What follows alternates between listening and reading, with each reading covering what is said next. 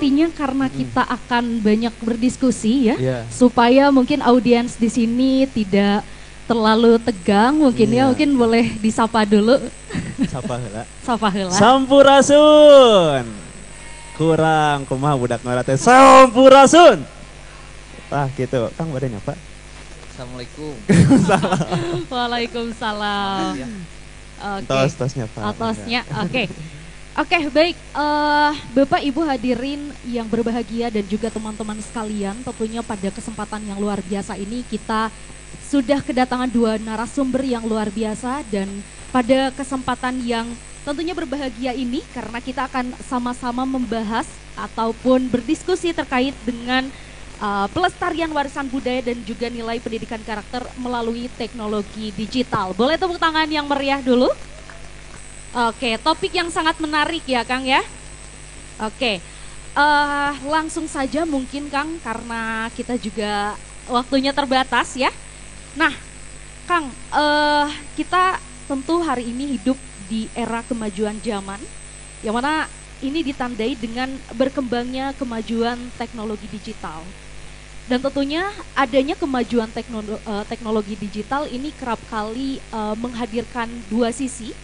Jadi sisi negatif dan juga sisi positif ya. Dan bagai pedang bermata dua gitu. Teknologi digital ini juga kerap kali memberikan peluang dan juga ancaman di saat yang bersamaan. Nah, mungkin pertanyaan yang pertama kita mulai dengan kenapa sih di zaman yang semakin kompleks ini budaya tradisional khususnya masih harus terus dilestarikan? Karena mengingat bahwa kemajuan teknologi digital hari ini kan mungkin banyak generasi muda yang beranggapan kenapa kita masih harus melestarikan gitu ya budaya tradisional, padahal kan itu nggak relevan gitu kan, terus juga udah ketinggalan zaman gitu. Nah kenapa nih? Boleh dari siapa dulu, Mangga? Waduh, Suwita enggak. Konteks dari kebudayaan tuh sebenarnya tidak, jadi sebenarnya gini intinya teman-teman, jangan bilang kalau misalkan budaya kita tuh tertinggal dan budaya kita tuh tidak banyak diminati banyak orang, malah justru nilai-nilai kebudayaan kita sudah menjadi ciri khas katanya. Khususnya tadi pertanyaan lebih ke merujuk branding ke digitalisasi mungkin ya teh. Nah sebenarnya kalau approve-nya sekolah budaya sudah melaksanakan hal itu. Jadi kita teh wujud branding ngabanggakeun karena budaya Sunda teh mengimplementasikan, mengajak pemuda-pemuda yang ada di Kota Bandung khususnya untuk tergiur. Dan mereka teh nggak akan diajarin tari, nggak akan diajarin untuk mengenal adat-adat suku dan lain-lain, tapi secara tidak langsung mereka teh bakal berhadapan dengan anak-anak. Sok atuh ayeuna ngomong ka budak teh. Kemarin gosipnya naonnya, jadi kan mal mungkin gitu jeung budak ngobrolna gosip jeung keur ngagibah gitu. Jadi pada akhirnya kita tuh bakal dituntut sebagai volunteer di sekolah budaya atau pemuda itu untuk belajar tentang hal-hal yang mengaransemenkan nilai kebudayaan. Di kita tuh ada 4 pilar teh. Ada surti, harti, bukti, saran bakti. Surti naon artina cing, apa? Pulang. Pulangnya ditaruh Naon masak surti Sunda. teh sok menang ya coklat terus. Itu nepai itu surti naon terang teh surti. Nya eta nu kikieu. Surti merasakan, harti memahami, bukti membuktikan, bakti bekerja sama atau bergotong royong. Nilai-nilai itu sudah luntur. Da baheula mah arurang teh kental dengan silih asah, asih jeung asuh. Kanu ngadidik kana ngora melestarikan sebuah kebudayaan tuh aya paribasana. Mun aransemen arurang teh ayeuna mah nempo wujud kebudayaan teh nulungan kanu susah, nalangan kanu nya susah oge, nyangsieunkeun tinu popoekan. Jadi mun ayeuna harti eta jarang jarang masuk ke kita budak ngora, itu salah besar karena kita teh butuh tinu asih, asah jeung asuh, belajar untuk mengimplementasikan sebuah narasi bahwa kebudayaan tuh bisa membanggakan, mengaransemenkan budaya tuh menjadi sosok yang bisa digaungkan. Sok atau ayeuna belajar tinu karsa-karsa tinu orang kehidupan sehari-hari kan kita teh kalau ngelewat mulai dari punten itu kan sebuah wujud nilai-nilai budaya. Nah, cuman sosok itu teh jadi jarang ke branding karena kita teh nggak punya pelarian atau nggak ngejar ke sisi yang sekarang tuh lagi modernisasi atau digitalisasi. Jadi wujudnya tuh sudah ada sebenarnya secara tidak langsung teh. Kita tuh sudah mewujudkan sebuah sekolah budaya. Ini sebenarnya di yang lain pun ada komunitas-komunitas lain yang memang unsurnya sama kayak sekolah budaya. Tapi kita sebagai anak muda sebenarnya sudah dan bangga gitu. Jadi jangan bilang kalau misalkan kita tuh sudah tertinggal. Stop bilang kalau kita teh tidak tidak banyak orang yang menyukai kebudayaan. Kita sangat senang dengan aransemen kebudayaan, khususnya nilai-nilai kebudayaan. Tah gitu jadinya. Mungkin itu dari perspektif Kang Dimas ya tadi selaku founder dari Sekolah Budaya. Nah mungkin boleh Kang ditambahkan dari perspektif Kang Rizky nih. Siap, tadi ketika Teh Ulfa relevan, pertanyaannya yang menyebutkan tidak relevan itu siapa? Diri kita sendiri, orang lain, atau sistem di lingkungan yang kita hidup. Saya ingin meluruskan tentang Sumpah Pemuda, karena setelah Sumpah Pemuda dari tahun 28, 94 tahun, agak bergeser kemaknaannya. Bahkan bisa jadi kita yang di ruangan ini juga lupa teks naskah Sumpah Pemuda itu seperti apa. Yang pertama kan bertumpah darah satu, tanah air Indonesia, berbangsa satu, bangsa Indonesia. Yang ketiga, berbahasa persatuan satu, bahasa Indonesia. Jadi bukan bahasa satu, tapi bahasa persatuan. Nah, banyak kadang pengistilahan ataupun pengucapan sumpahnya berbahasa satu. Nah, itu tuh harus kita luruskan bahwa yang benar itu berbahasa persatuan satu. Artinya, bahasa Sunda, budaya Sunda itu memang harus hidup di negara Indonesia. Kalau misalkan budayanya sudah tidak ada, baik Sunda, mungkin Jawa yang paling besar, Madura, Bugis, bahkan sampai suku-suku di pedalaman Papua sana Bajak, istilah Bhinneka Tunggal Ika sudah tidak relevan. Indonesia sudah tidak selayaknya ada kalau misalkan kebudayaannya sudah punah begitu. Bahkan 10 tahun terakhir ada beberapa riset dari Kemendikbudristek dan juga beberapa artikel di Ayo Bandung, Koran Gala, Tribun News menyebutkan bahwa dalam 10 tahun terakhir 2 juta penutur bahasa Sunda sudah berkurang. Ada juga riset dari WR Sosial menyebutkan bahwa pengguna bahasa daerah atau bahasa Sunda dari golongan yang kelahiran tahun 46 itu penuturnya di atas 80%, tapi ketika turun ke Gen Z dan Gen Alpha penuturnya hanya ada di angka 60%. Jadi ya kita hitung saja 10 tahun hilang 2 juta penutur, berarti tinggal tersisa berapa tahun lagi untuk bahasa Sunda ada. Oke, jadi benar mungkin ya tadi kita banyak berbicara terkait dengan eksistensi. Tadi juga Kang Rizky menyebutkan dan saya juga sebenarnya pernah membaca salah satu jurnal di mana katanya di sana menyebutkan bahwa salah satu alasan meskipun bahasa Sunda mungkin ya contohnya itu berada dalam lindungan Dinas Pendidikan, karena kan bahasa Sunda sendiri menjadi salah satu mata pelajaran yang wajib ya di sekolah-sekolah. Tetapi memang masih banyak anggapan bahwa bahasa Sunda ini ya udah sebagai mata pelajaran aja ya, gitu ya. Benar. Tidak dijadikan suatu kebutuhan bahwa kita memang harus melestarikan itu, harus memaknai itu dengan baik gitu. Dan nah salah satu alasannya kenapa memang banyak hari ini generasi muda yang tidak melestarikan atau menggunakan bahasa Sunda itu salah satunya adalah karena bahasa Sunda tadi dianggap kurang relevan gitu ya. Lalu yang kedua karena hese Kang saurna, sieun sena.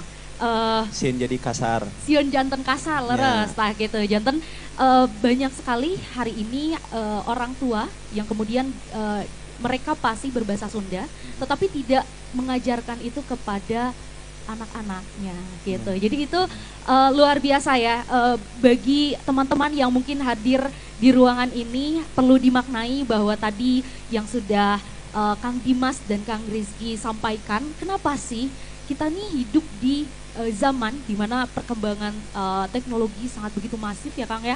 Lalu juga hari ini tantangannya juga semakin kompleks.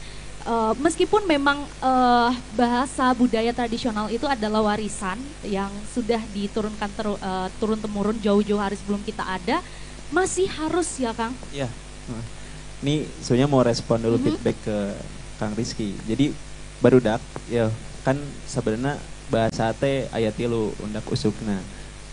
Bahasa Sunda teh naha ayeuna teu janten jadi kebanggaan bagi kita. Malah sekarang kita lebih bangga kalau misalkan kita ngomong lo gue. Sepakat barudak? Kemana wae euy. Jadi itu jarang. Abis tepang jarang. Sebenarnya mah pede weh, dek kasar, dek. Jadi 3 bahasa yang perlu teman-teman tahu unsurnya. Bahasa Sunda teh undak usukna aya lemes, kasar jeung loma sareng hormat. Janten ai kasar mah teu naon wae da sabenerna mah kabesti misal ka barudak aruan kene gitu. Nya kieu ge sabenerna menyesuaikan teman-teman sebaya saja. Karena bahasanya gini di depan teman-teman yang sebaya seumuran ai kasar mah teu naon ada CS atunya. Terus ai bahasa loma kumaha? Loma teh jadi bahasa anu ka orang teh lemes, oh muhun. Kan janten kanu ka leuwih kolot nu mata kiri ka indung ngomong teh ka orang tua mun bahasa hormat mungkin lebih ke perspektif bagi orang-orang yang mungkin ketemu sama orang asing, orang-orang yang belum paham tentang bahasa Sunda, kita perkenalkan bahasa Sunda yang lemas. Jadi kayak gitu sebelum pede weh bahasa Sunda mah da pede nya meskipun gua mah mau ke Bandung dulu gitu. Ini dicampur-campur gitu ayeuna mah. Tong sieun kacap kampungan bahasa Sunda aman di dia mah.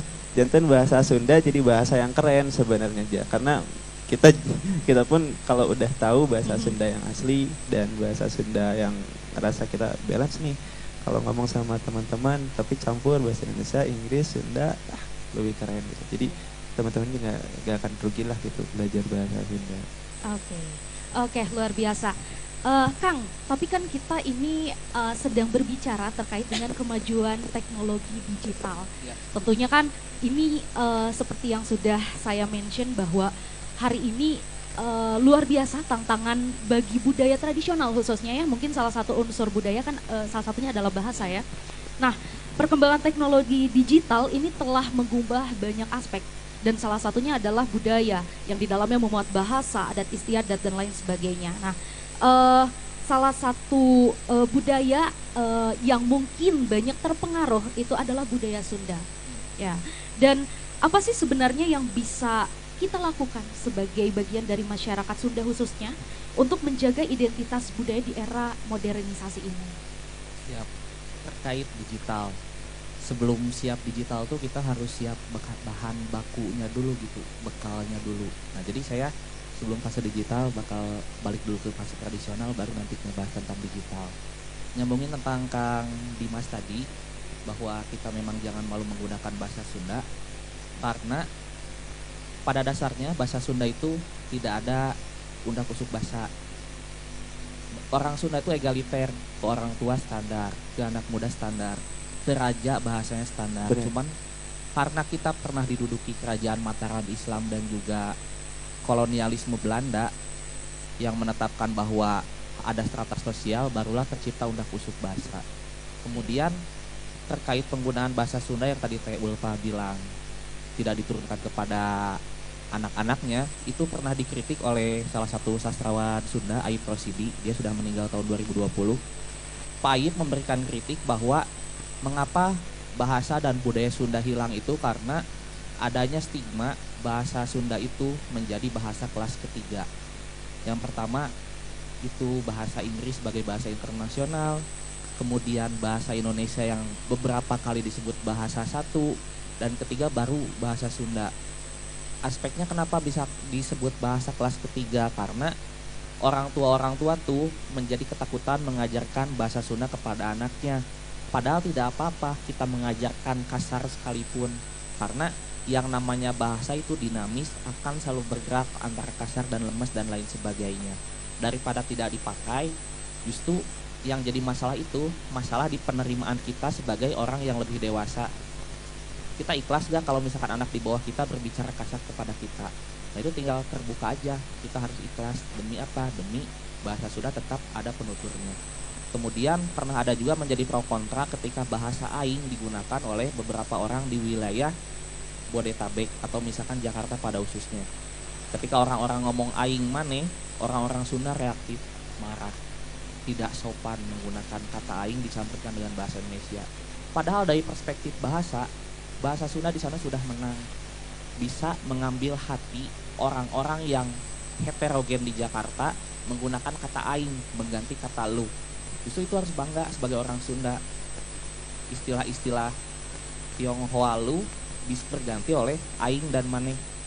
Ya itu kan proses ya, masalah adab itu bisa meningkat dan lain sebagainya. Nah, terkait teknologi digital, sebetulnya bahan baku mengemas teknologi digital itu sangat banyak. Kita tuh harus mengerti yang namanya folklore Sunda. Folklore Sunda itu adalah berbagai kebudayaan Sunda yang ada. Itu adalah bukti buah pemikiran orang Sunda dari masa ke masa. Folklore itu apa? Folklore itu banyak. Ada legenda. Legenda itu seperti legenda Tangkuban Perahu. Kenapa disebut Tangkuban Perahu? Karena pada dahulunya bukan semata-mata Sangkuriang saja. Sangkuriang itu kepintaran orang Sunda merangkai dongeng menjadi cerita yang menarik di masyarakat. Padahal disebut Tangkuban Perahu itu karena dulunya kota Bandung itu memang danau. Jadi memang alam bawah pikir masyarakat Sunda terdahulu untuk menyelamatkan sebuah danau harus dibentuklah perahu yang terbalik seperti itu. Selanjutnya masalah ketika kita tidak cinta budaya Sunda, tidak mengenalkan budaya Sunda kepada orang lain adalah masalah perampasan istilah Sunda. Kita sangat tahu ada istilahnya harimau Jawa yang menurut riset telah punah pada tahun 1980 karena sering ditembakin oleh masyarakat setempat. Kemudian ada juga harimau Jawa yang diam di wilayah ujung kulon Banten, sedangkan sekarang jumlah spesiesnya tidak mencapai 100. Secara bahasa Latin, mereka itu bukanlah harimau Jawa dan bukanlah badak Jawa dan harimau Jawa, tapi adalah Panthera tigris sundaica dan Rhinoceros sundaica. Orang Latin secara pendidikan menyebut itu adalah harimau Sunda dan badak Sunda, tapi karena orang Sundanya malu menggunakan bahasa Sunda, malu berjuang menggunakan bahasa Sunda, oleh karenanya sangat mudah untuk pengalihan istilah menjadi istilah-istilah yang lebih dominan di Indonesia. Contohnya lagi, semakin kita tidak mengenal budaya Sunda, semakin kita tidak menggunakan bahasa Sunda, tidak ada lagi peluang bagi guru bahasa Sunda menjadi PNS. Karena memang tidak ada, yang ada itu guru pendidikan seni budaya. Itu masalahnya apa? Padahal di Jawa ada, di Bali ada, kenapa di Sunda tidak ada peluang untuk menjadi guru bahasa Sunda? Artinya apa? Itu tuh menjadi PR bagi kita. Biarkanlah orang tua tidak mengenalkan bahasa Sunda kepada kita, tapi kita kenalkan bahasa Sunda kepada anak yang di bawah kita. Kita jangan baper istilahnya mendapat perlakuan kasar, yang gak apa-apa, namanya juga belajar, dan kalian pun tidak toh bisa langsung menguasai berbagai bahasa. Selanjutnya ada kritik juga terkait penamaan wilayah, istilahnya itu toponimi wilayah. Penamaan wilayah itu sekarang tuh beberapa daerah berbondong-bondong membuat kompleks menggunakan valley, village, dan lain sebagainya. Padahal tempatnya di Pasir Impun, di Ujung Merung, misalkan di Cigending, dan lain sebagainya. Padahal orang tua zaman dulu memberi nama tempat itu dengan fungsi-fungsinya. Ibaratnya Ranca Ekek, berarti itu adalah wilayah Ranca, wilayah rawa. Oh, kita jangan membangun sebuah bangunan kokoh nih di sini karena memang tanahnya lentur. Atau misalkan di daerah Cianjur ada namanya itu Pangguyangan Badak. Memang bisa jadi badak Sunda atau badak Jawa ya sekarang di ujung Kulon Banten itu memang dulunya di situ berenangnya.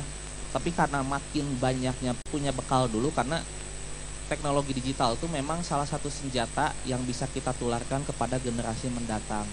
Kita bisa mengenal pop culture budaya Korea dari teknologi digital. Bahkan ya saya sekarang lewat Spirit, ada ya Ade Astrid ya, orang-orang tuh mau lagi gitu menyanyikan lagu-lagu bahasa Sunda ya nggak apa-apa gitu, pakai musik musik ngebeat dulu kalau kayak gimana, nanti misalkan masukin lagi aliran musik tradisional dan lain sebagainya, yang penting spiritnya hidup dulu, marwahnya hidup dulu gitu, kesadaran bersamanya hidup dulu, paling kayak gitu dulu. Oke, luar biasa. Jadi masih harus ada spirit dulu ya Kang ya. Enten tadi itu nama nuturkeun gitunya. Oke, berarti ada angin segar nih untuk budaya Sunda khususnya agar bisa tetap eksis di tengah kemajuan teknologi digital saat ini. Boleh Akang mungkin mau menambahkan? Jadi eta teh disebutna ngindung ka waktu mibaba ka zaman. Semua itu disesuaikan apalagi sekarang di zaman digitalisasi. Tapi PR kita adalah bagaimana cara mentafsirkan atau mentranslatekan hal yang tadi dibilang Kang Rizky. Itu benar banget. Jadi ada mitologi Jepang. Ini belajar nih teman-teman. Kita belajar dari Jepang. Mereka tuh sudah mentafsirkan hal itu. Ada nama produknya. Naruto. Sana nonton Naruto? Cung. Lagi. Jadi Naruto ini tuh jadi salah satu translate bahasa dan nilai-nilai lewat produk anime. Hal itu tuh secara tidak langsung menyampaikan hasrat nilai-nilai kebudayaan. Contohnya ada lagi di Korea tadi mah bilangnya produknya banyak, K-pop mungkin bahasanya, terus ada ininya. Ini kan sebuah ikon bagi mereka. Jadi orang-orang Korea dulu dikasih beasiswa ke anak-anak mudanya sebanyak-banyaknya, dikirim ke Amerika buat belajar cara mentafsirkan sebuah nilai-nilai kebudayaan lewat ya tadi peran zaman yang sudah maju, khususnya di era digitalisasi. Akhirnya icon ini muncul. Nah ini teh produk senang. Ya itulah yang dilakukan dan akhirnya berhasil. Orang Sunda ge pipilueun nuturkeun nu kieu teh. Terus naon ayeuna orang Sunda anu bisa jadi tafsiran dan berhasil? Aya. Kumaha barudak? Itu adalah tafsir terjemahan yang sukses menjadikan orang Sunda bahasanya kalau orang Bandung terkenal dengan barudak well. Itu adalah tafsir yang emang bikin kita tuh menjadi terdoktrin belajar banyak tentang kebudayaan. Anggap sebelah mata bahwa hal-hal yang menjadi aransemen kecil tafsirnya itu besar. Kayak gitu. Jadi stop bilang kalau misalkan budaya kita tertinggal. Oke, luar biasa. Kuma barudak well. Betul, jadi terngiang-ngiang ya Kang ya. Oke, nah tadi kalau misalnya kata Kang Rizky bilang harus ada spiritnya dulu, marwahnya harus kelihatan gitu ya. Lalu gimana sih Kang sebenarnya kita bisa memanfaatkan peluang ini untuk bisa mengintegrasikan mungkin ya dari kebudayaan yang sudah ada dengan teknologi digital yang begitu berkembang dengan pesat gitu. Salah satunya adalah mungkin media sosial dan lain sebagainya gitu kan. Kalau anak muda sekarang kan banyak banget ya yang apa-apa sosmed gitu. Nah ini juga mungkin bisa nih kita ajak generasi muda untuk sama-sama menggunakan kekuatan sosial media contohnya. Nah itu mungkin bagaimana Kang, boleh? Kemunduran penggunaan bahasa Sunda itu saya selalu punya optimis ya, dari generasi muda ya, dari saya ke bawah gitu ya, kayak gitu. Mereka tuh ya kalian tuh udah jago-jago ya ngemas konten dan lain sebagainya, tinggal mau aja nyusupin nilai-nilai kebudayaannya atau enggak kayak gitu. Karena ya mungkin orang tua kita di tengah segala keterbatasannya, di segala kesibukannya sudah agak terbatas. Kalian mungkin kalau misalkan masih punya waktu luang ya nggak apa-apa gitu, pakai bahasa Sunda aja gitu. Bahkan perempuan sama perempuan juga di sebuah tempat ngomong aja bahasa Sunda. Misalkan ada orang lain ngelihat kayak si iya mah ngomongnya kasarnya, nggak usah didengar ya. Selama kalian nyaman, selama bahasanya bisa dimengerti, lanjutin aja. Terus terkait tadi yang kata Kang Dimas, Uma barudak well, itu tuh salah satu kreativitas, unsur kreativitas gitu ya, tetap menyusupkan. Itu kan ada 3 kata ya, 2 katanya tetap bahasa Sunda kayak gitu. Jadi ya nggak apa-apa, digunakan aja, jangan malu. Karena malu tuh gimana ya, diri kita yang bikin. Kalau malu tuh orang lain tuh kadang nggak terlalu peduli sama kita, merhatiin kita sekali, apa sih dia ngomong bahasa Sunda 2 kali, apa sih bahasa Sunda, ketiga kali dia nggak akan ngomongin lagi karena dunia tuh terus bergerak. Tiap 5 menit ada kejadian, ada tren baru, jadi ya udah aja, nggak usah terlalu peduli dengan omongan orang lain gitu. Kalian tuh khas dengan diri kalian sendiri. Terus berkaitan dengan tadi pemanfaatan teknologi digital, alhamdulillahnya sudah sangat banyak ya kreator-kreator konten gitu, bahkan banyakannya post gitu ya yang bodor-bodor gitu. Memang harus kayak gitu, orang Sunda mah kalaupun menyampaikan sesuatu tetogmol tegalak gitu, pakai istilah-istilah hiperbola, bercanda dan lain sebagainya. Jadi itu spiritnya bisa dipakai langsung. Untuk bekal-bekalnya dari mana, gampang, misalkan searching ya di mesin penelusuran, babasan paribasa Sunda tuh kayak gimana, kita jalankan gitu hal-hal yang ada di sana. Kemudian kita juga liput tempat-tempat misalkan rumah budaya kayak Kampung Naga di Baduy, kita bahas arsitekturnya. Kemudian kita juga bahas sejarah penamaan sebuah tempat. Itu kan sumber-sumbernya masih sangat mudah dicari ya, karena data yang kita temukan tuh belum tentu ditemukan sama orang lain. Nah, kita publikasikan ulang hal-hal menarik kayak gitu. Jadi ya nggak akan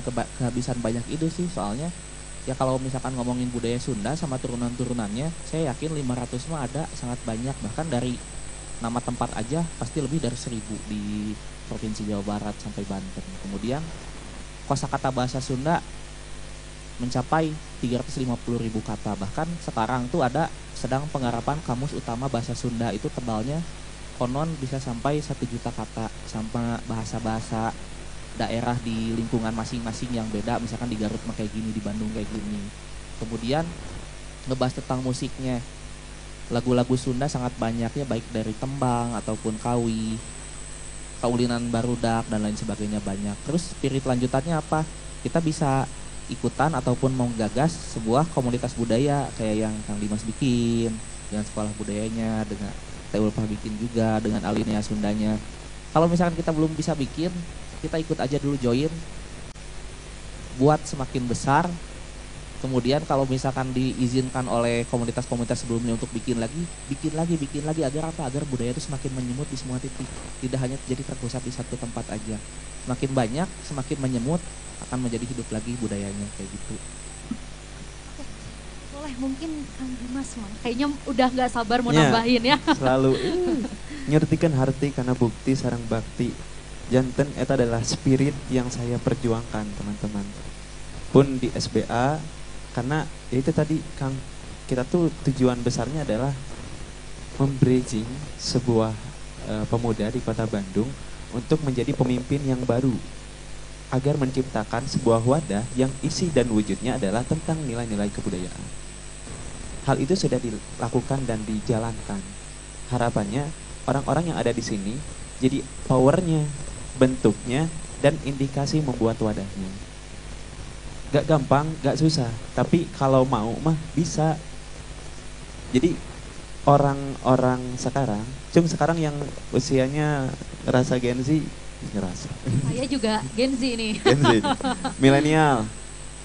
Ada, nah ini aku mau ngasih kisi-kisi ke teman-teman Gen Z. Kalian tuh sekarang sedang ada di ujung jurang. Kenapa? Karena kalian terbangun dan dibesarkan oleh pandemi. Peran kalian adalah selalu didoktrin untuk menjadi orang yang kreatif. Tapi sayangnya jarang orang untuk bisa melakukan dan memberikan aksi. Matakan aya bahasa nate, mun maneh geuleuh kanu kabodohan, mun maneh geuleuh kanu korupsi, koruptor, jadilah orang yang turun tangan. Tong tunjuk tangan, apalagi lepas tangan. Tah eta teh kudu diregepkeun, kudu dihayati hal narasi eta teh. Karena anak muda sekarang kalau misalkan ngomongin masalah digitalisasi itu udah paling empowering 100%. Itu jangan dibilang kalau kita ketinggalan era digitalisasi. Justru kita yang paling kuat di era itu. Tapi apakah kalian bisa mempublikasikan dan melakukan aksi kebermanfaatannya? Jarang. Makanya harus ada pemimpin-pemimpin yang bisa memimpin orang-orang menjadi pemimpin yang baru. supaya itu teh menjadi kultur. Wah, banyak lagi yang bisa membuat orang-orang tergiur dengan bahasa, wujud adat, wujud hal yang narasinya tentang kesundaan, Bandungna, Jawa Baratna, khususnya Indonesia. Stop bilang Barat lebih keren daripada Indonesia. Indonesia sekarang paling banyak dicari orang Barat untuk mentafsirkan dan menerjemahkan sebuah kebudayaan kebanggaan Indonesia. Khususnya teman saya Kang Aufa dari ISBI sekarang sedang memperjuangkan nilai-nilai seni tari dan keelokan dari menari ke Belanda, dan sisanya akan keliling dunia sampai ke Indonesia. Itu yang kita banggakan. Kita tuh diminta hadir bahkan, bukan untuk mengajukan proposal untuk hadir, tapi kita yang diundang untuk hadir. Sebangga itu seorang putra daerah yang lahir dari Bandung dan bisa menduniakan Bandung dan seisinya, khususnya tari dan kebudayaan yang lainnya. Seperti Wah, luar biasanya Kang ya. Oke, boleh tepuk tangan dulu mungkin? Oke. Nah ini makin banyak diskusi, makin banyak hal yang mungkin saya banyak yang ingin ditanyakan gitu ya Kang.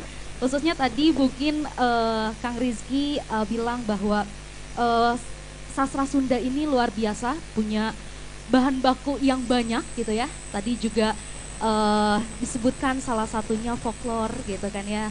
Lalu juga tadi ada legenda-legenda yang mana di dalam folklore itu pasti menyimpan banyak nasihat, menyimpan banyak nilai-nilai baik yang bisa kita ambil gitu ya. Lalu juga tadi Kang Dimas banyak berbicara, oh ya nih ada nilai-nilai seni tradisi gitu, termasuk tari yang mungkin di dalamnya memuat nilai-nilai karakter gitu ya. Nah ini juga pada seminar kali ini kita berbicara juga nih Kang terkait dengan nilai pendidikan karakter.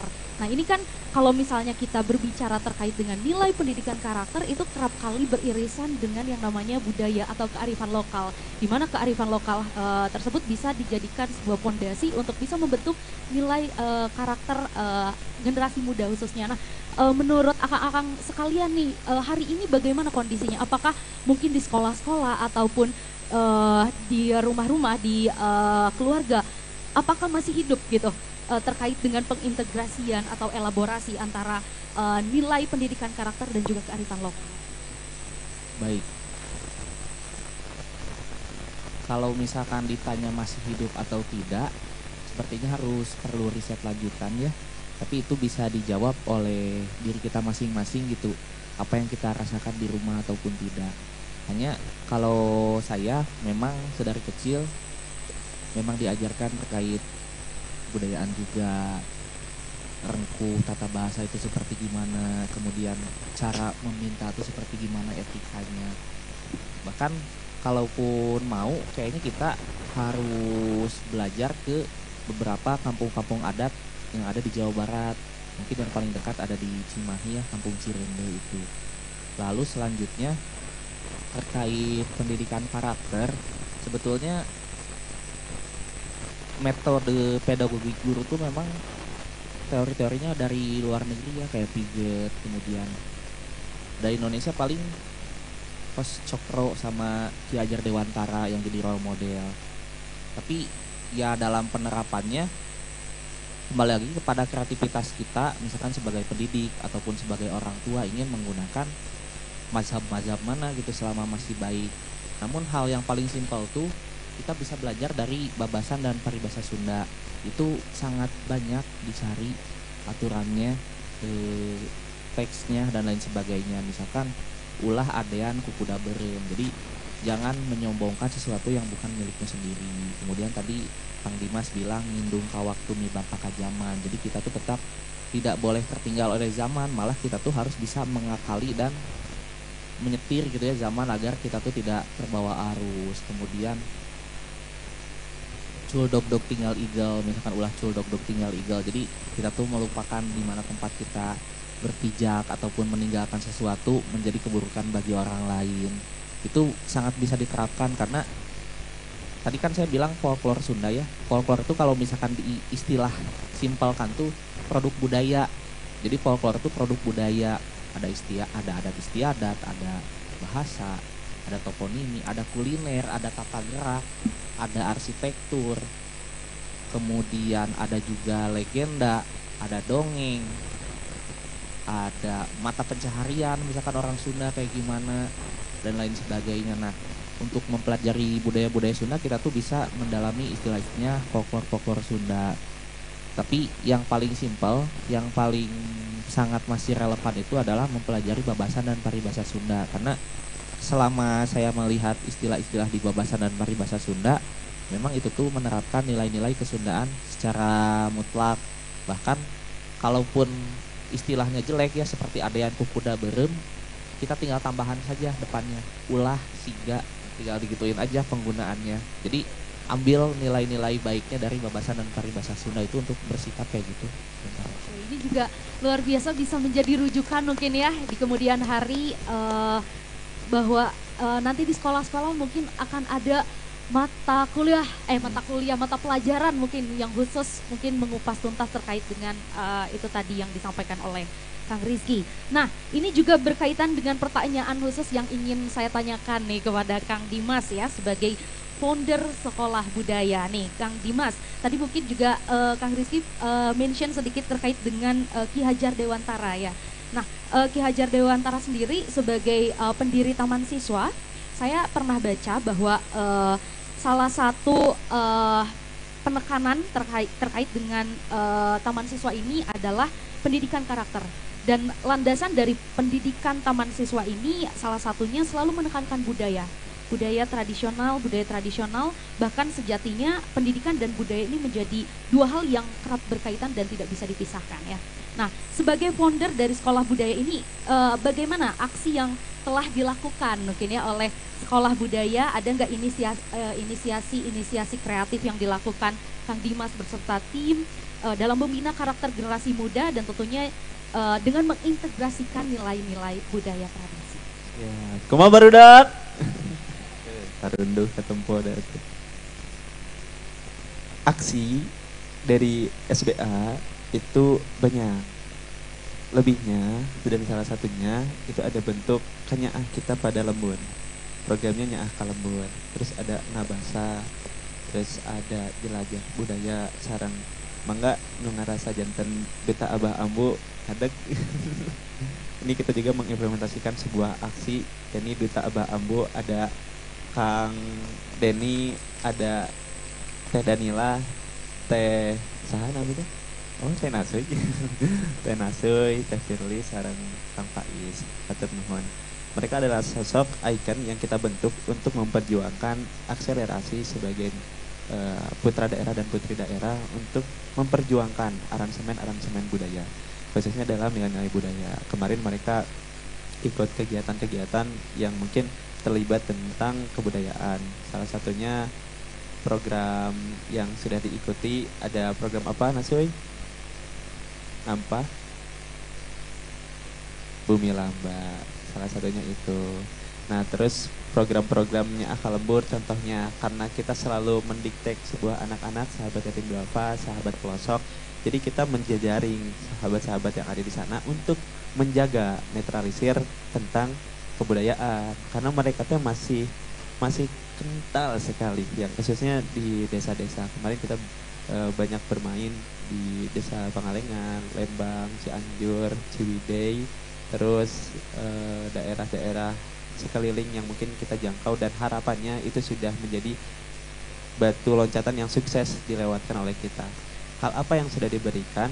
Kita tuh proses pensistemannya bikin sekolah alam. Jadi bentuknya kita bikin kurikulumnya. Salah satunya tadi kita menerapkan sebuah kurikulum tentang bentuk kenyaah kita pada anak-anak tentang nilai-nilai kebudayaan. Ini seperti harti bukti sareng bakti. Itu sudah teraransemenkan berhasil. Terus ajak, jadi kita tuh cara mendoktrin mereka mulai dari nyampe ke desa tuh bukan kita yang nunggu bola, tapi kita yang menjemput bola. Mulai dari nyamper ke anak-anaknya, Assalamualaikum ibu, ayo murang kali culik heula bios. Bade ditambut yos, ieu bade amang, bade belajar sambil bermain. Gimana Jang? Tadi lapang di tonggo, hayu atuh hayu nitip. Kadang hal-hal itu menjadi poin plus ketika orang tua disambut, karena mereka bakal point of view-nya bercerita. Sok atuh da si dede mah suka bermain Kang, apalagi dia teh sukanya di tentang seni seni tari. Oh, nuhun, siap Ibu. Kita nanti sorenya kita bakal kebetulan ada nilai-nilai eskul. Nanti kita asah sama orang yang ahli pada bidangnya. Kita jalanin hal itu. Jadi intinya aransemen untuk melakukan program aksi itu sudah banyak, tapi harapannya belum merata. Nah, kita tuh pengen banget untuk menjaring semua itu tuh sampai ke poin-poin tidak terjangkau, orang-orang yang termarginalkan atau orang-orang yang belum pernah mengenal tentang kita sebagai orang kota pun bangga dengan kalian yang ada di desa. Karena lampu cahaya kota bisa bersinar bukan karena lampu di Jakarta, tapi karena lilin-lilin di desa. Oke, luar biasa. Mungkin terakhir ya, pertanyaan terakhir yang dikhususkan untuk Kang Rizky nih Kang. Nah, di era disrupsi informasi dewasa ini, generasi muda tentunya dihadapkan oleh infiltrasi budaya asing. Budaya asing yang memengaruhi budaya lokal melalui teknologi, baik itu mungkin media digital dan lain sebagainya. Nah, ada nggak pesan mungkin untuk generasi muda sebagai pewaris kebudayaan bangsa agar lebih bijak nih menyikapi hal tersebut? Sarannya dengan semakin banyaknya asupan-asupan budaya asing ya kita menjadi dua orang yang berbeda dalam tubuh aja. Bagaimana ketika kita mendengarkan musik-musik asing, ya udah beres di situ, nggak usah dibawa keluar. Kemudian ketika kita mencintai karya-karya film asing, ya udah beres di situ. Atau ditelaah dari nilai-nilai budayanya. Kenapa musik ini bisa populer, lirik apa yang dipakai oleh mereka. Oh ternyata spiritnya alam, di Sunda juga sama nulis-nulisnya tentang alam. Kemudian film itu bisa diadaptasi juga. Jadi ya ibarat makan tuh jangan, kalau misalkan yang menurut kalian tidak terlalu layak untuk diterapkan ya hanya dinikmati sekilas aja. Selanjutnya terkait tadi pengaruh-pengaruh budaya asing, kita juga harus merasa punya tanggung jawab di masa depan bahwa seminimal-minimalnya kita tidak mendukung musnahnya budaya Sunda. Jadi dari diri sendiri aja gitu. Kita ya jangan kebawakan gitu, simpelnya kayak gitu. Terus apa ya? Mulai baca tulisan bahasa Sunda. Karena ketika kalian baca tulisan bahasa Sunda kayak oh, ada kosakata baru. Ternyata aku nggak tahu. Kemudian kayaknya belum sohih kita sebagai orang Sunda kalau misalkan belum pernah menulis satu aja artikel bahasa Sunda. Itu cobain aja. Jadi uji kemampuannya, misalkan kalian kayak waduh bahasa Sunda 10 tahun terakhir 2 juta penutur hilang, aku nyobain nulis artikel bahasa Sunda, bisa nggak ya? Nah ketika kalian ternyata nggak bisa, dicoba sampai bisa. Ibaratnya kayak gitu aja. Mau dipublish silahkan, nggak dipublish juga, yang penting kalian punya oh ternyata saya masih berkompetensi, oh ternyata saya masih ingin menghidupkan budaya Sunda, oh ternyata saya tidak akan menjadi salah satu di antara 2 juta penutur yang tidak akan menerapkan kembali nilai-nilai kesundaan ke depannya. Jadi gimana ya, resistennya dari diri sendiri dulu aja. Nanti semakin kalian bersinar, semakin menerangi yang lain, orang pun akan terbawa. Jadi jangan malu untuk memulai aja, karena energi orang buat ngomongin kalian tuh nggak sebanyak itu. Oke, luar biasa. Highlightnya dimulai dari diri sendiri dulu. Oke, nampaknya ini banyak antusias dari audiens ya yang ingin bertanya. Silakan kita buka kesempatan untuk 3 penanya di awal. Oke, Teteh Mangga silakan. Ini mau nanya, silakan dikenalkan dulu siapa namanya dan pertanyaannya ditujukan untuk ke siapa. Sini ke depan. Oh.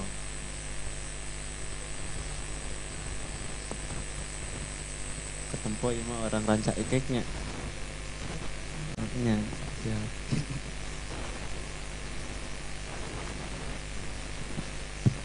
Yes.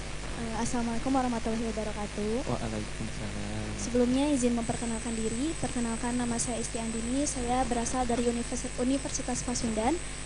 Izin bertanya, Universitas Pasundan ini sendiri kan salah satu motonya adalah Jembar Budaya. Nah, yang dimana kita itu sebagai mahasiswa sering gitu ya untuk kebudayaan Sunda ini selama sehari-hari itu kita sering banget, bahkan dari bahasa Sunda pun kita dipakai untuk setiap hari.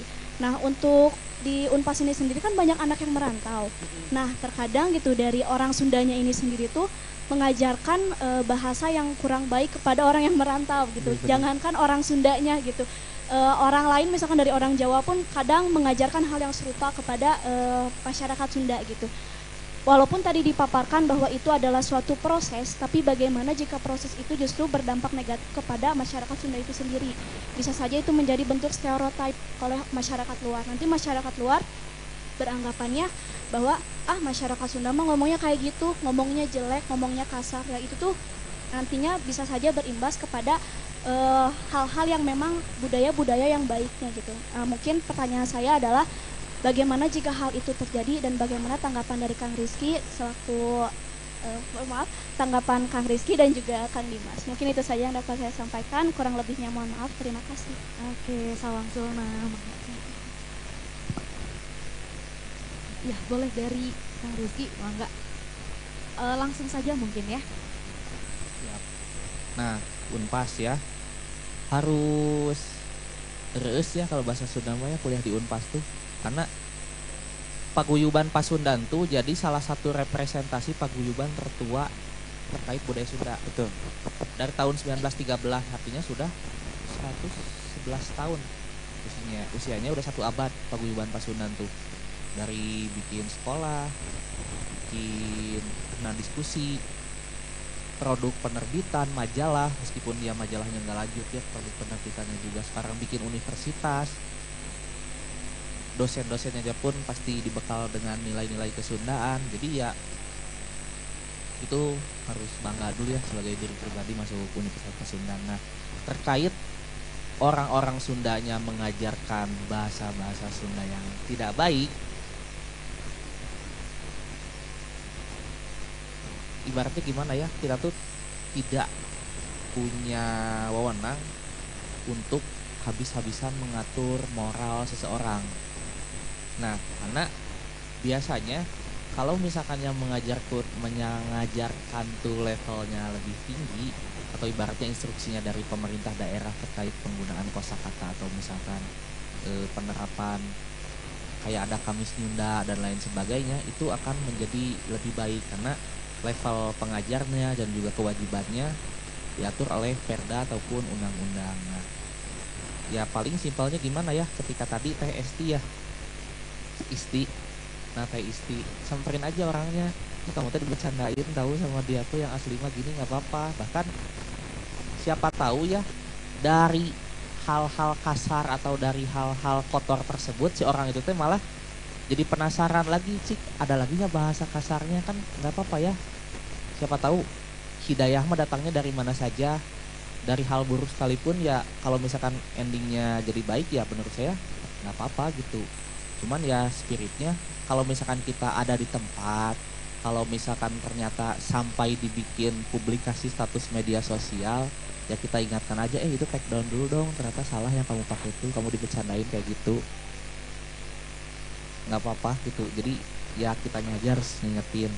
Terus ini tuh memang tidak di Sunda aja, semua budaya kayak gitu. Misalkan kalian kuliah di Padang, diajarinnya yang nggak bener, kemudian kuliah di Jawa diajarinnya yang nggak bener, mungkin memang bercandaan tongkrongan kali ya itu mah ya, belum menjadi another level gitu. Kalau menurut saya masih hal-hal simpel. Bahkan ketika orang lain bilang bahasa Sunda memudar, bahasa Sunda memudar, bahasa Sunda memudar, selama stadion sepak bola masih ada, selama anak-anak pulang sekolah masih nongkrong, bahasa Sunda bakal tetap hidup. Karena bahasa Sunda itu lahir bukan di forum kelas, tapi sepulang sekolah di tongkrongan, ketika perempuan bertemu dengan perempuan yang sangat nyaman, mereka akhirnya ngomong bahasa Sunda.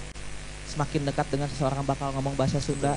Di stadion sepak bola puluhan ribu orang berkumpul semua menggunakan bahasa Sunda. Jadi ya nggak apa-apa, pasti gitu. Yang ngajar itu nggak semuanya bakal ngajarin jelek. Apalagi levelnya udah kuliah, pasti tahu kamu pasti bercanda ya kayak gitu. Jadi nggak usah menjadi kekhawatiran yang berlebih kalau menurut saya. Mudah-mudahan ada tambahan dari Kang Dimas. Siap. Teh Isti diajar teh ku Babeh Budi. Babe Budi Dangkal. Sebenarnya tadi teh kita teh mau tayangin. Kan sebelum kesini aku ngawajang heula ka Babe teh. Babe abi bade mendakan sareng rerencangan di komunitas narasi Jabar sareng audiens.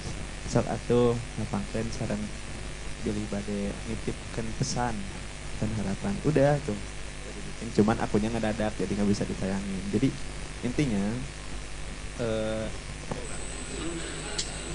Ya, ya, aja. Itulah. Jadi aku sampaikan aja. Sebenarnya kalau dalam data Bandung tuh selama 1 hari di jam kerja dan di jam kerja tuh jam berapa? Jam 8 ya? Jam 7 sampai jam 8. Penduduk Bandung tuh langsung menambah 1 juta per hari. Jadi itu diyakinkan bahwa Bandung teh emang beberapa persennya itu ada penambah dari pendatang atau perantau ya, perantau. Jadi sebenarnya kita unggul dalam menafsirkan atau mendoktrin sosok orang-orang yang ada di daerah manapun, karena mereka datang ke Bandung dan mereka secara tidak langsung belajar tentang kelayakan Sunda dan bahasanya. Tapi yang perlu dijadikan PR-nya adalah kita teh itu tadi PR kita teh adalah memperjuangkan ulang dari hal-hal yang dulunya tuh sebenarnya aransemen ini teh udah ada, tapi setelah ada kedatangan orang-orang yang entah dari mana datangnya ke Bandung, mereka tuh dalam posisi kertas kosong, kertas putih. Nah itu peluang kita tuh ngasih penyebaran budayanya lewat mereka, karena orang Sunda mah terkenal dengan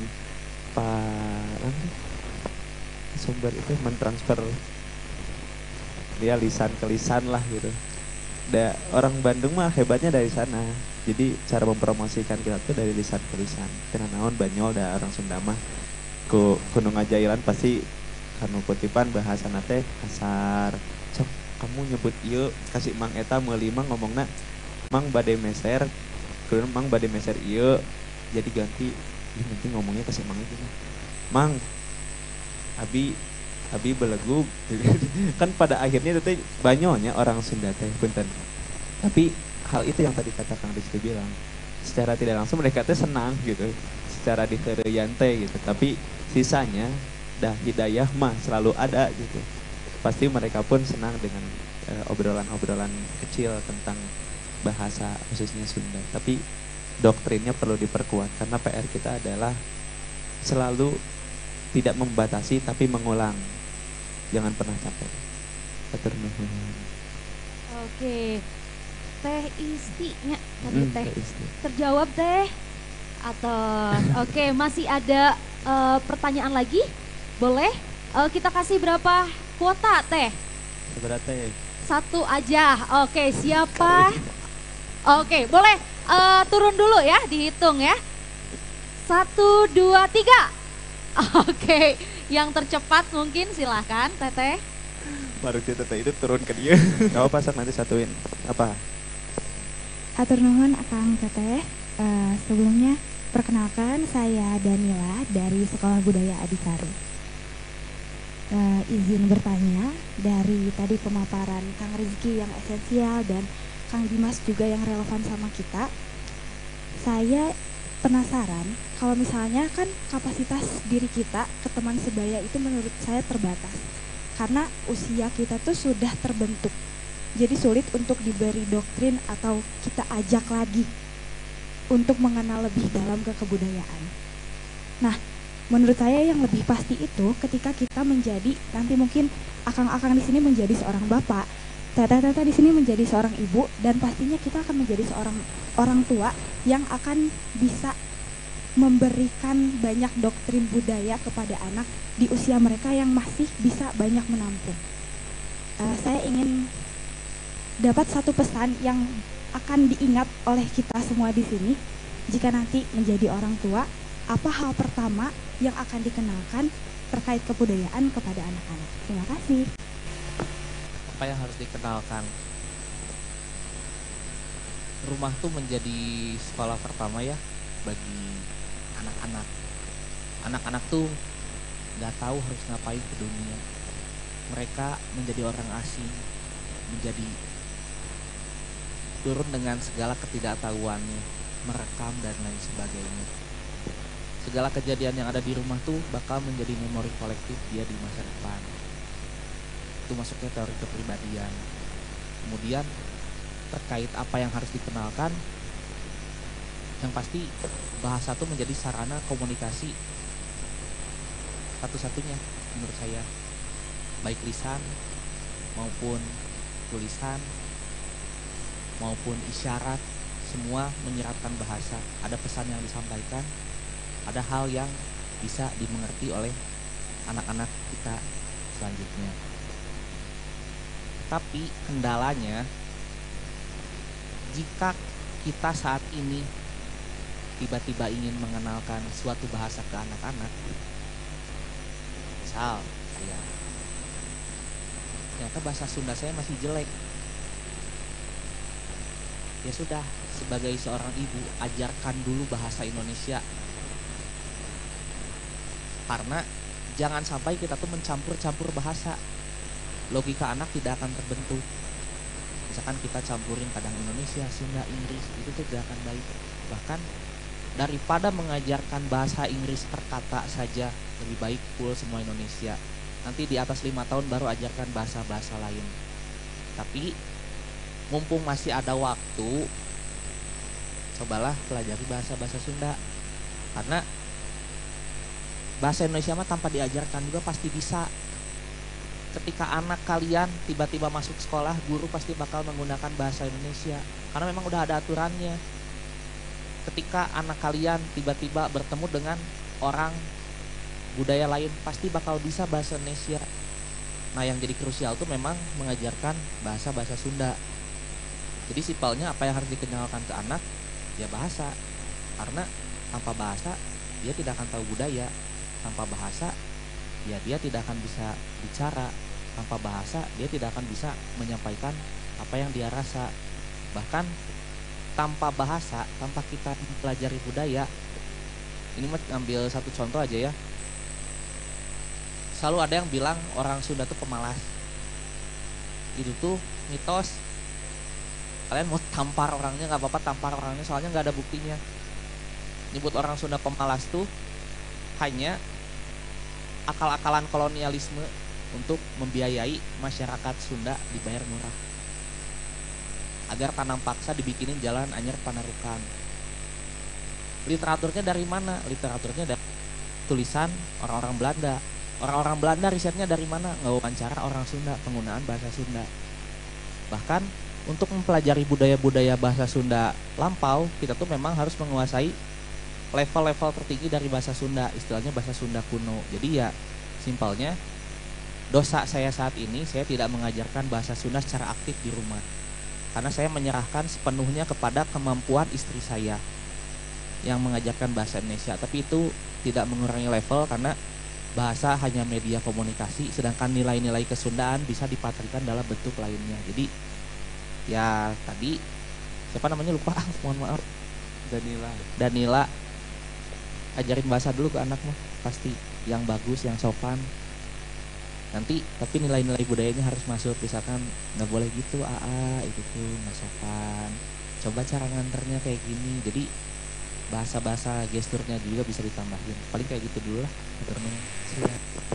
Bismillahirrahmanirrahim. Tanpa salam, perkenalkan, nama saya Tami Dekus Rahayu. Kebetulan saya mahasiswi pasca sarjana S2 di Universitas Jati Bandung. Dan dari dulu juga saya tuh ngerantau gitu kan. Tapi saya asli dari Tasik Pride gitu. Kalau Bandung kan punya bahasa dengan istilah Bandung well gitu kan. Tapi kalau Tasik mah Tasik Pride gitu. Jadi kalau misalkan orang Tasik tuh apa ya Kang, terkenal dengan budaya kental Sundanya gitu, masih terkenal gitu, dan masih lekat sampai sekarang tuh implementasi generasi Gen Z itu masih dipakai gitu Sundanya tuh, jadi nggak so Indo lah gitu lah kalau misalkan cek bahasa Gen Z-nya mah gitu ya. Nah terus kemarin juga ada pepatah gitu Kang, kayak saya pernah ngadirin acara Kongres Muda yang Kang Deddy Mulyadi kemarin, dan beliau itu adalah salah satu motivator saya gitu untuk membumikan Sunda gitu. Ternyata Sunda itu sangat begitu luas gitu, dan kalau misalkan kita lebih di cross check lagi gitu, lebih di boleh dipersingkat ya langsung nah saja. pertanyaannya ini kan Kang gitu, bagaimana gitu kalau misalkan saya kembali ke kota saya gitu, ke Tasikmalaya, dengan membawa warisan budaya Sunda saya yang dimana anak-anak Gen Z itu harus benar-benar melihat gitu dan benar-benar melek gitu terkait budaya Sunda. Nah, hal apa yang saya harus lakukan? Apakah saya membuat perubahan dengan bekerja sama dengan Premprov dan menghadirkan acara-acara seminar seperti ini? Apa dengan secara kecil saja gitu, kayak misalkan Kang Dimas kayak membuat komunitas kecil-kecilan gitu. Nah, itu bagaimana Kang jika saya kembali ke Tasik? Terima kasih. Oke, karena waktunya sedikit lagi mungkin Bangga silakan dijawab. Dan Bandung bagiku bukan cuma urusan wilayah belakang.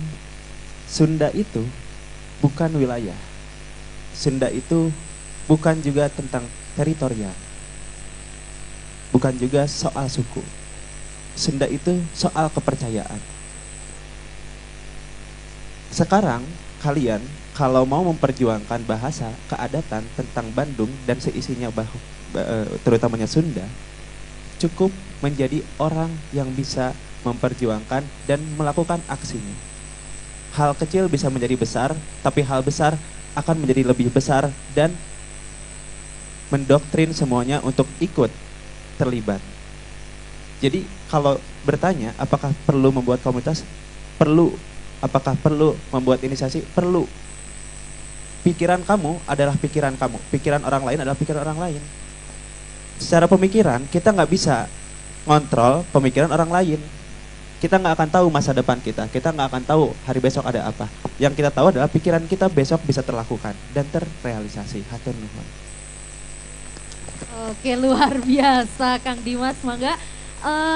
Tadi untuk yang bagaimana panitia? Apakah masih ada kesempatan? Oh, sayang sekali. Mungkin nanti di belakang Ibu ya, di belakang layar.